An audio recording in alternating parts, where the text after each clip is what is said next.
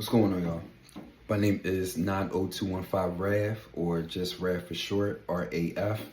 After multiple conversations with my multiple personalities, we have all came to the conclusion that it is time for me to focus solely on Ves Vi. I wasn't trying to chase hype or anything like that. I needed a vessel for my ideas, for my art, for identity. So I was like, you know what? I need to have something that will carry, that exact concept. So, I talked with my friend Ian at the time when we were at college at Dell State back in 2014. This is how far back this actually goes, but that was kind of like the first conversations that we were talking about. And before I started like this painting and all this other stuff that I do, I was actually teaching myself how to make beats. Because ASAP Mob just came out, so I was, when ASAP Mob came out, I felt as though they had like the best creative vision. It was like, I was like, I wanted my own team and everything like that to do creative stuff. So as soon as I saw them, I was like, you know what, I can do this. And then, of course, years later, my manifestations and influences, it ended up becoming Ves Vi and everything like that. But I've always been someone who existed in between, like, different worlds or realms or whatever. Whether if it's like art, technology, and luxury and street, or physical and digital. And this is where I get like all my Harry Potter shit from.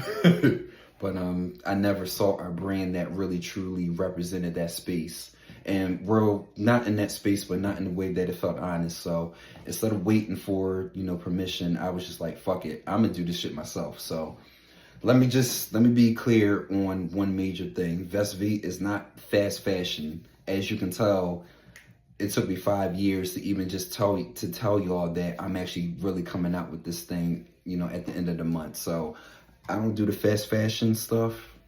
This is soul food. Like, you homegrow your own ingredients.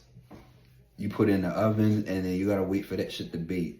Nothing I do is microwavable. So I want to keep that very, very clear. It's not microwavable. It's not disposable. It's not meant to be worn today and forgotten tomorrow. My intention for every piece is to have, every drop will have its meaning, and every design will have an actual larger story to it. So my brand is 1000% about legacy, not likes. So I don't give a shit if you don't like my stuff at all. You're not who, you're not who I want to attract. When you wear Ves Vi, you're not wearing just a logo, you're wearing a statement, and it's my statement. It's a reminder that you don't have to fit into a box. And this is something that I've taken directly from my life. I was never an outcast or anything like that, but I never felt like I had like a solid like group of like friends or whatever, or I never really like fit into anything. So I would just make do with all like the creative stuff just to, attract people or whatever. But I never really felt like at home with anyone or anywhere. So